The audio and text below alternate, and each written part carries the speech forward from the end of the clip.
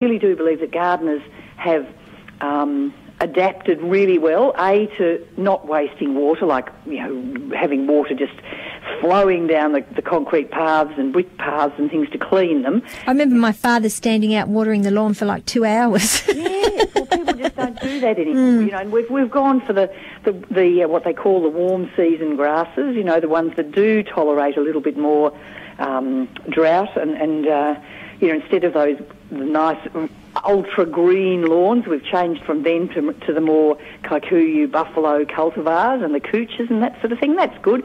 And people have chosen much tougher plants. It has meant that we've lost a few of our lovely trees. If you drive around Melbourne, and I know out your way too, there's been radical kind of changes, like the silver birches and the more Englishy trees. Well, a lot of the botanical gardens, haven't they? They've had problems with different trees. Yes, that's right. And elm trees are not looking good. They've really suffered. But I think basically, gardeners have learnt a hell of a lot in those 10 and more years. Well, we always had very English-type gardens, didn't we? Yeah. Now, of course, you've written quite a number of books, and one of the books, From the Ground Up, A Complete Gardening Guide for Victorian Gardeners, that's got some glorious photos in it. I think that's why people like it. And it's just got glorious photos in it. The photos, people who, and especially out, how the western suburbs your way have really, the suburbs have just taken off, haven't they? Oh, yeah, every day there seems to be a new house. New one. And I go, where's that, for heaven's sake? What's that suburb?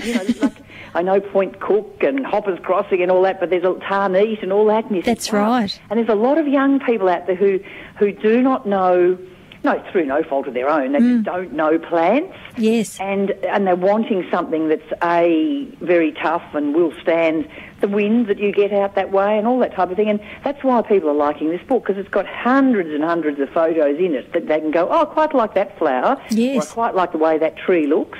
And then it tells you sort of how it grows and how high and all those kind of appropriate things. Now, when you look at developing a book like that, where do you start? Really, I think it's from the title, From the Ground Up. Everything. We just talked about plants a minute ago, but really that's the last sort of thing that you should think about. You should try to get your soil right, and then you can plant accordingly. And that's why From the Ground Up is sort of an appropriate title.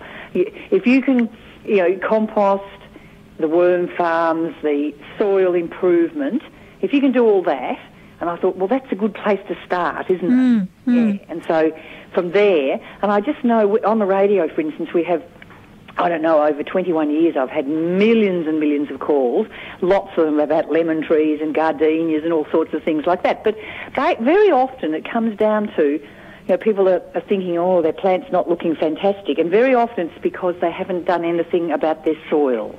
Yeah, so it really does stem from preparation of soil, and how we always talk about, or gardeners always talk about feeding plants. Well, really it's not feeding plants. It's really the thing is to feed your soil. Get your soil right and get it so that all the little microbes and the worms and all of that sort of stuff are really humming. And then, especially veggies and that sort of thing, and fruit trees, then you can pick what sort of things you want to grow, and away they'll go.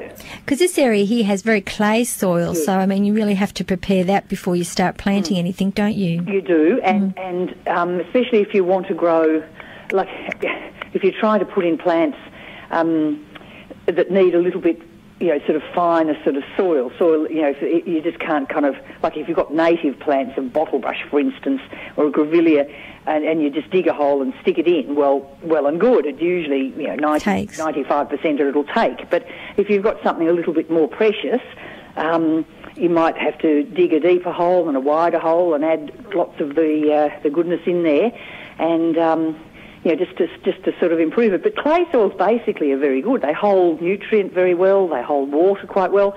But that is their downfall too, because in winter you end up with sticky, very sticky shoes because you've got clay all over them.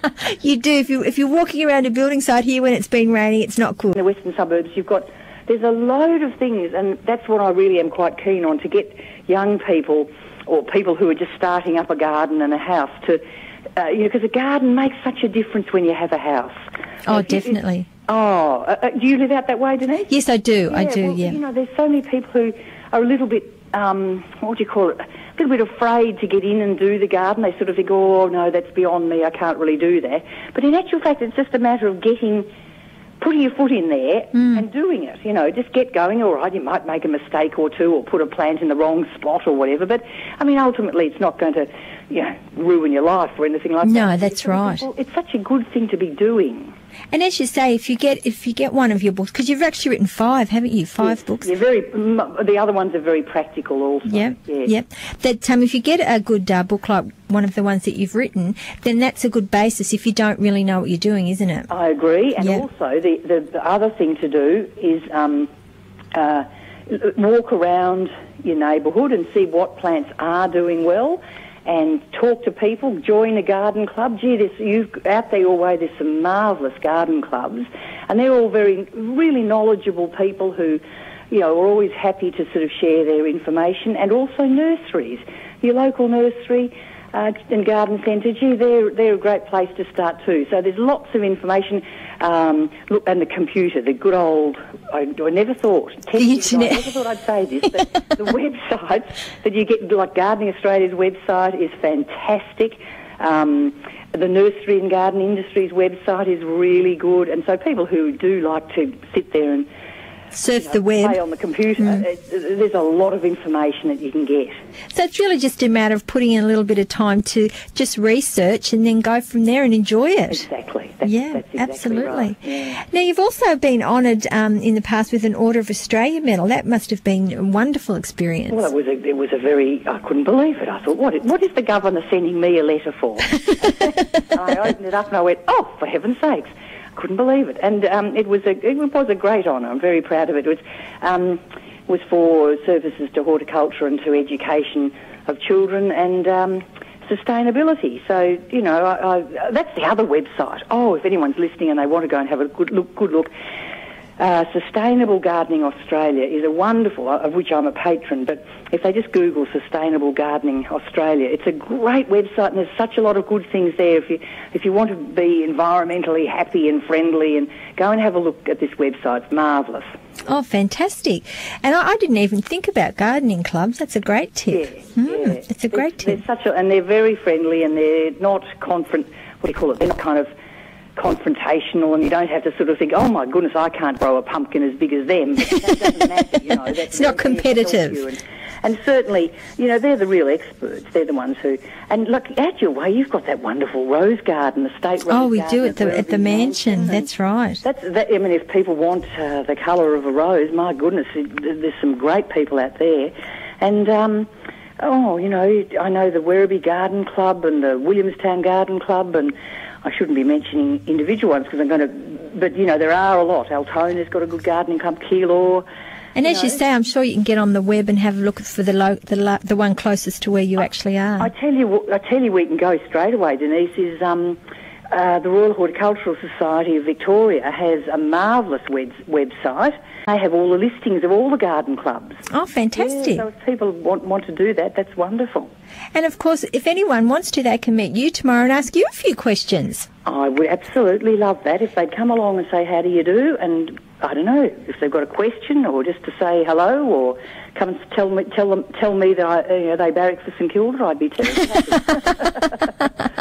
And so the book that you'll also be signing if they wish tomorrow is From the Ground Up, A Complete Gardening Guide for Victorian Gardeners. Yep. And you'll be appearing at 11 a.m. tomorrow at the Werribee Collins Bookshop at the Werribee Plaza. And do you know what time you're actually there too? 11 through maybe an hour and a bit or something like that. Right. So if people get down to the plaza at 11 o'clock tomorrow, they can meet you and have a chat, and sounds like it's a great opportunity. I'd really love that, and it sounds lovely, the plaza. I know the Werribee Plaza, but I'm going to enjoy a bookshop. Any bookshop for me is a fine place I love books, so I'll be happy to sit there and meet anyone who comes along. I'm a bit of a fan of bookshops as well. Oh, good. Good. I love them. Well, thank you very much, Jane, for joining me tonight on Creative Corner. It's a pleasure, Denise. And thank you very much, and if you ever want to ring back again and we have a chat about gardening, I'd love to speak to you. All right then, that's very good of you. Thank you. Thanks very much, Jane.